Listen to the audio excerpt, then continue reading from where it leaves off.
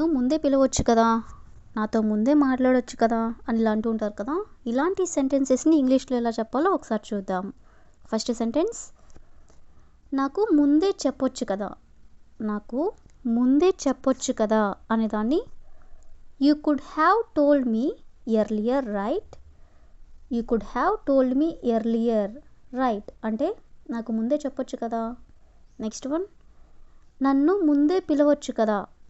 నన్ను ముందే పిలవచ్చు కదా అనేదాన్ని you could have called me earlier right. You could have called me earlier right అంటే నన్ను ముందే పిలవచ్చు కదా. నెక్స్ట్ వన్, అతనితో ముందే మాట్లాడవచ్చు కదా. అతనితో ముందే మాట్లాడవచ్చు కదా అనేదాన్ని you could have talked to him earlier right. You could have talked to him అంటే అతనితో మాట్లాడవచ్చు కదా. ఎర్లియర్ అంటే ముందే, రైట్ అంటే కదా అని. నెక్స్ట్ వన్, నాకు ముందే తెలియజేయొచ్చు కదా అంటే నాకు ముందే ఇన్ఫామ్ చేయొచ్చు కదా అని చెప్పాలనుకున్నప్పుడు you could have informed me earlier right. You could have informed me earlier right అంటే నాకు ముందే తెలియజేయొచ్చు కదా. నెక్స్ట్ వన్, నన్ను ముందే హెచ్చరించవచ్చు కదా. నన్ను ముందే హెచ్చరించవచ్చు కదా అనేదాన్ని you could have warned me earlier right. You could have warned me earlier right అంటే నన్ను ముందే హెచ్చరించవచ్చు కదా. నెక్స్ట్ వన్, దాన్ని ముందే పూర్తి చేయొచ్చు కదా. దాన్ని ముందే పూర్తి చేయొచ్చు కదా అనేదాన్ని you could have finished it earlier right. You could have finished it earlier right అంటే దాన్ని ముందే పూర్తి చేయొచ్చు కదా. నెక్స్ట్ వన్, నాకు ముందే సహాయం చేయొచ్చు కదా. నాకు ముందే సహాయం చేయొచ్చు కదా అనేదాన్ని you could have helped me earlier right. You could have helped me earlier right అంటే నాకు ముందే సహాయం చేయొచ్చు కదా. నెక్స్ట్ వన్, ముందే నిర్ణయం తీసుకోవచ్చు కదా.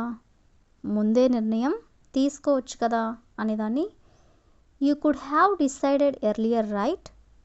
You could have decided earlier right అంటే ముందే డిసిషన్ తీసుకోవచ్చు కదా అని, అంటే డిసైడ్ చేసుకోవచ్చు కదా అని. నెక్స్ట్ వన్, ముందే రిప్లై ఇవ్వచ్చు కదా. ముందే రిప్లై ఇవ్వచ్చు కదా అనేదాన్ని you could have replied earlier right.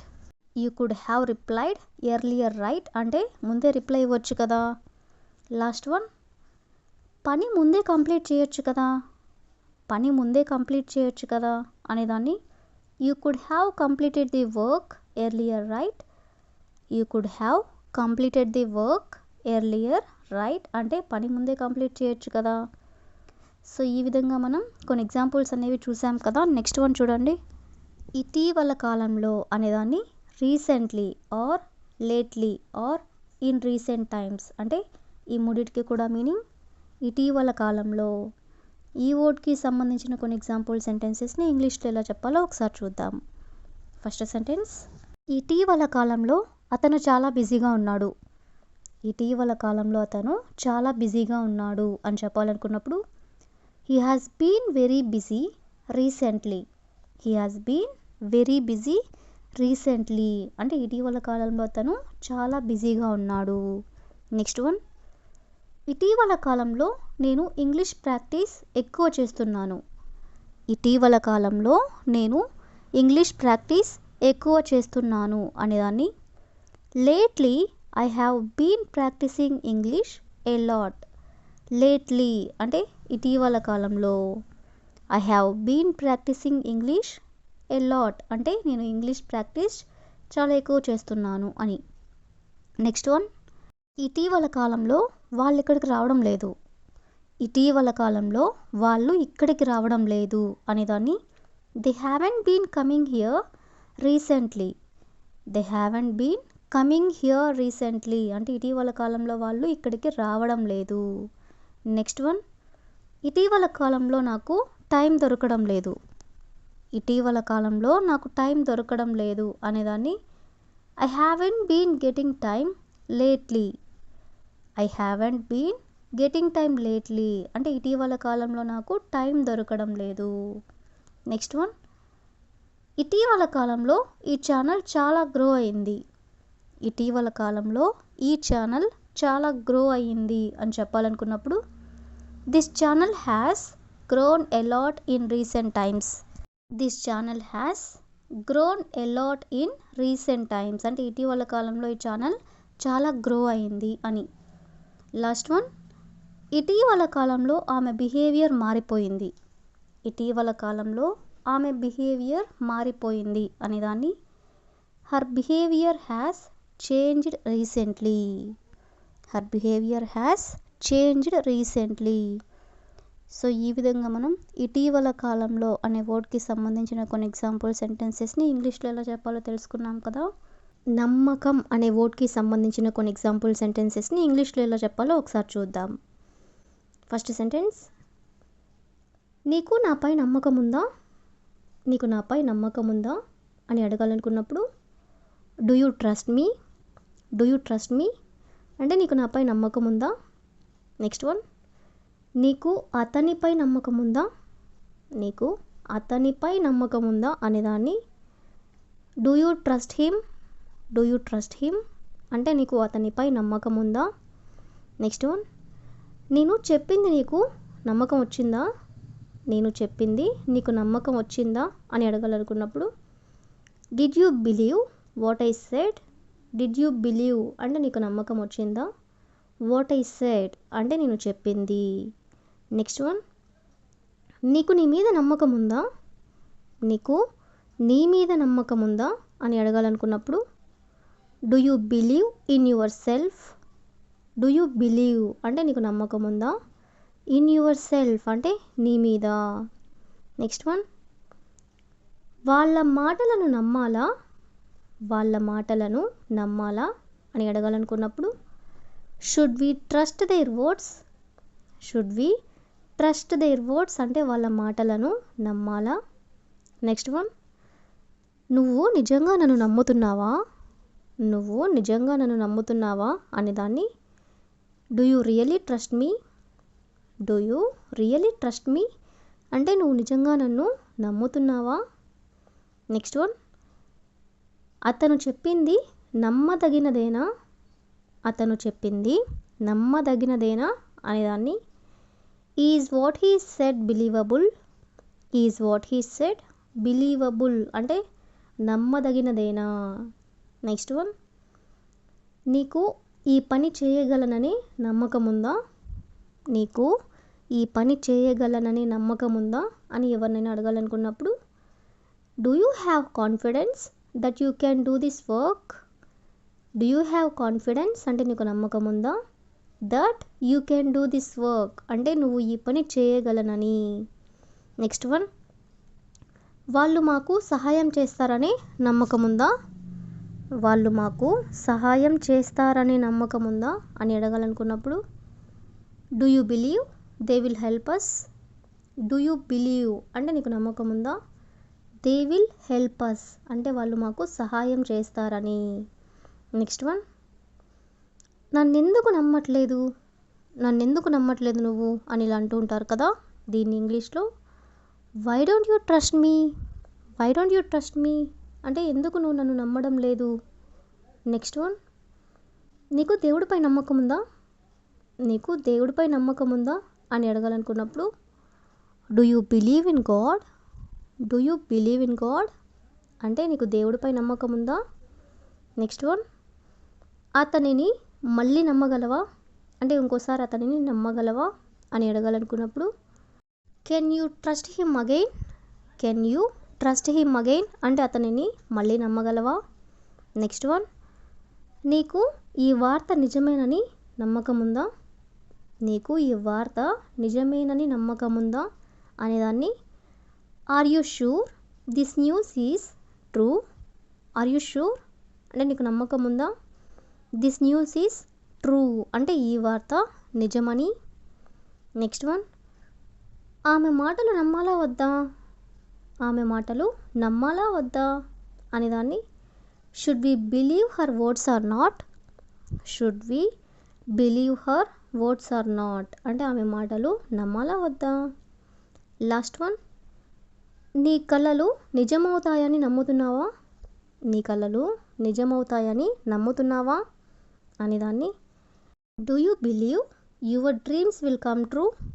Do you believe అంటే నువ్వు నమ్ముతున్నావా? Your dreams will come true అంటే నీ కళ్ళు నిజమవుతాయని. సో ఈ విధంగా మనం నమ్మకం అనే వర్డ్కి సంబంధించిన ఎగ్జాంపుల్ సెంటెన్సెస్ని ఇంగ్లీష్లో ఎలా చెప్పాలో తెలుసుకున్నాం కదా. నెక్స్ట్ వన్ చూడండి. నమ్మకం లేదు. నమ్మకం లేదు అనే వర్డ్కి సంబంధించిన ఎగ్జాంపుల్ సెంటెన్సెస్ని ఇంగ్లీష్లో ఎలా చెప్పాలో ఒకసారి చూద్దాం. ఫస్ట్ సెంటెన్స్, నాకు అతనిపై నమ్మకం లేదు. నాకు అతనిపై నమ్మకం లేదు అని దాన్ని I don't trust him. I don't trust him అంటే నాకు అతనిపై నమ్మకం లేదు. నెక్స్ట్ వన్, నాకు ఈ విషయంపై నమ్మకం లేదు. ఈ విషయంపై నాకు నమ్మకం లేదు అని దాన్ని I don't believe this matter. I don't believe this matter. Next one, అతను మనకి సహాయం చేస్తాడని నమ్మకం లేదు. అతను మనకి సహాయం చేస్తాడని నమ్మకం లేదు అని చెప్పాలనుకున్నప్పుడు I don't think he will help us. I don't think అంటే నాకు నమ్మకం లేదు. హీ విల్ హెల్ప్ అస్ అంటే అతను మనకి సహాయం చేస్తాడని. నెక్స్ట్ వన్, నాకు ఈ ప్లాన్పై నమ్మకం లేదు. నాకు ఈ ప్లాన్పై నమ్మకం లేదు అని దాన్ని I don't trust this plan. I don't trust this plan. Next one, ఆమె నిజం చెబుతుందని నమ్మకం లేదు.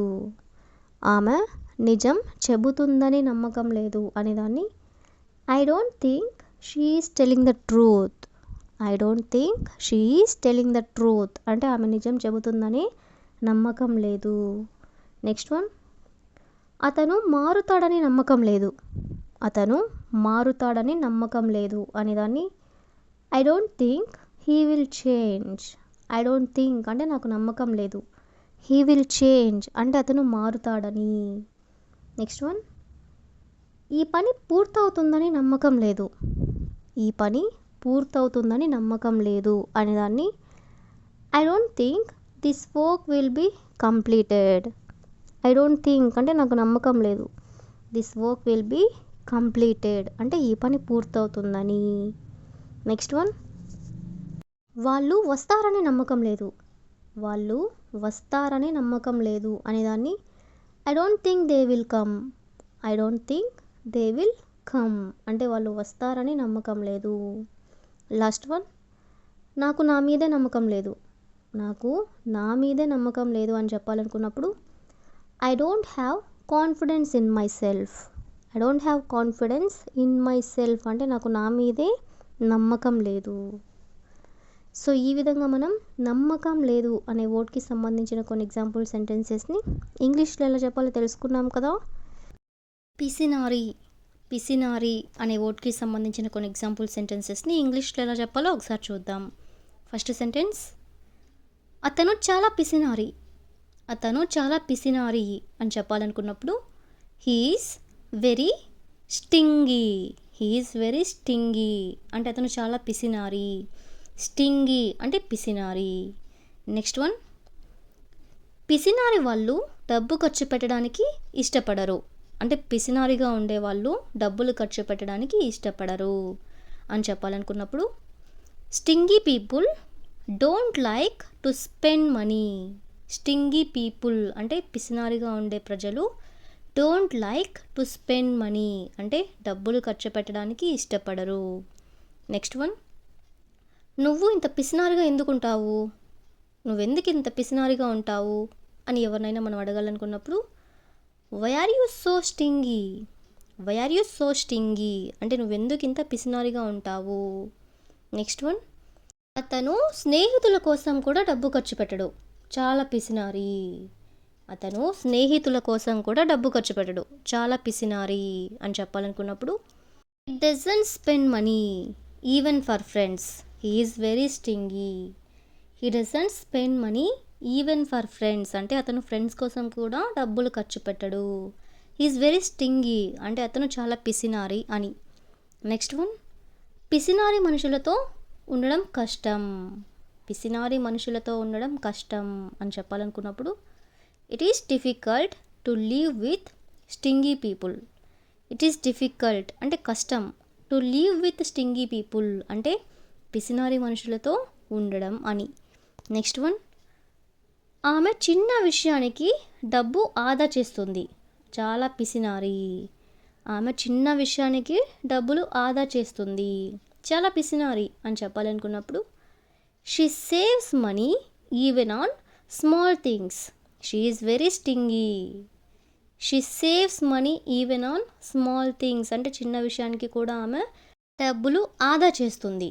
షీ ఈజ్ వెరీ స్టింగీ అంటే ఆమె చాలా పిసినారి అని. నెక్స్ట్ వన్, పిసినారి వ్యక్తులు ఇతరులకు సహాయం చేయడానికి వెనకాడతారు. పిసినారి వ్యక్తులు ఇతరులకి సహాయం చేయడానికి వెనకాడతారు అని చెప్పాలనుకున్నప్పుడు stingy people hesitate to help others. Stingy people అంటే పిసినారి వ్యక్తులు, హెసిటేట్ అంటే వెనకాడతారు, టు హెల్ప్ అదర్స్ అంటే ఇతరులకి సహాయం చేయడానికి. నెక్స్ట్ వన్, అతను పార్టీ ఇచ్చే విషయంలో చాలా పిసినారి. అతను పార్టీ ఇచ్చే విషయంలో చాలా పిసినారి అని చెప్పాలనుకున్నప్పుడు he's very stingy when it comes to giving parties. He's very stingy అంటే అతను చాలా పిసినారి. When it comes to giving parties అంటే అతను పార్టీ ఇచ్చే విషయంలో. నెక్స్ట్ వన్, డబ్బులున్నా కూడా అతను పిసినారిలా ప్రవర్తిస్తాడు. డబ్బులున్నా కూడా అతను పిసినారిలా ప్రవర్తిస్తాడు అని చెప్పాలనుకున్నప్పుడు even though he has money he behaves like a stingy person. Even though he has money అంటే అతని దగ్గర డబ్బులున్నా కూడా he behaves like a stingy person అంటే పిసినారిలాగా ప్రవర్తిస్తాడు అని. లాస్ట్ వన్, పిసినారిగా ఉండకూడదు, అవసరమైనప్పుడు ఖర్చు పెట్టాలి. పిసినారిగా ఉండకూడదు, అవసరమైనప్పుడు ఖర్చు పెట్టాలి అని చెప్పాలనుకున్నప్పుడు we should not be stingy, we should spend when necessary. We should not be stingy అంటే మనం పిసినారిగా ఉండకూడదు. We should spend when necessary అంటే అవసరమైనప్పుడు ఖర్చు పెట్టాలి అని.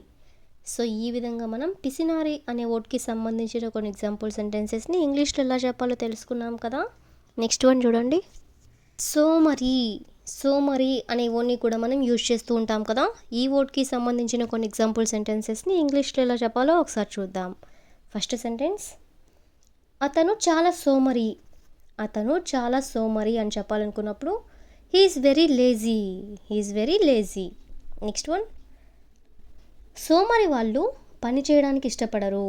అంటే సోమరిగా ఉండేవాళ్ళు పని చేయడానికి ఇష్టపడరు అని చెప్పాలనుకున్నప్పుడు lazy people don't like to work. Lazy people అంటే సోమరి వ్యక్తులు.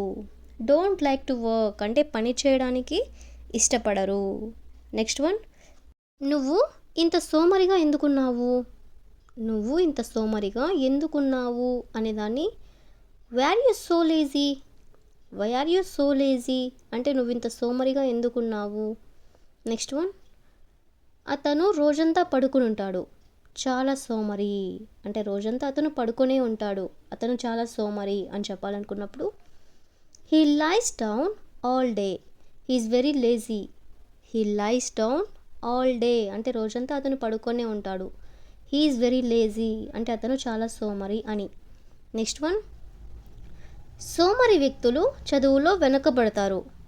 సోమరి వ్యక్తులు చదువులో వెనకబడతారు అని దాన్ని lazy students fall behind in studies.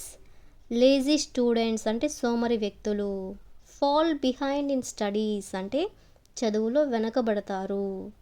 Next one, ఆమె పని చేయకుండా తప్పించుకోవడానికి ప్రయత్నిస్తుంది. ఆమె పని చేయకుండా తప్పించుకోవడానికి ప్రయత్నిస్తుంది అని చెప్పాలనుకున్నప్పుడు she tries to avoid work because she is lazy. She tries to avoid work అంటే వర్క్ అవాయిడ్ చేస్తుంది. బికాస్ ఎందుకు, షీ ఈజ్ లేజీ అంటే ఆమె సోమరి అని. నెక్స్ట్ వన్, సోమరిగా ఉంటే విజయాన్ని సాధించడం కష్టం. సోమరిగా ఉంటే విజయాన్ని సాధించడం కష్టం అని దాన్ని it is difficult to achieve success if you are lazy. It is difficult to achieve success అంటే విజయాన్ని సాధించడం చాలా కష్టం. ఇఫ్ యు ఆర్ లేజీ అంటే నువ్వు సోమరిగా ఉంటే. నెక్స్ట్ వన్, నా తమ్ముడు ఉదయం త్వరగా లేవడు, చాలా సోమరి.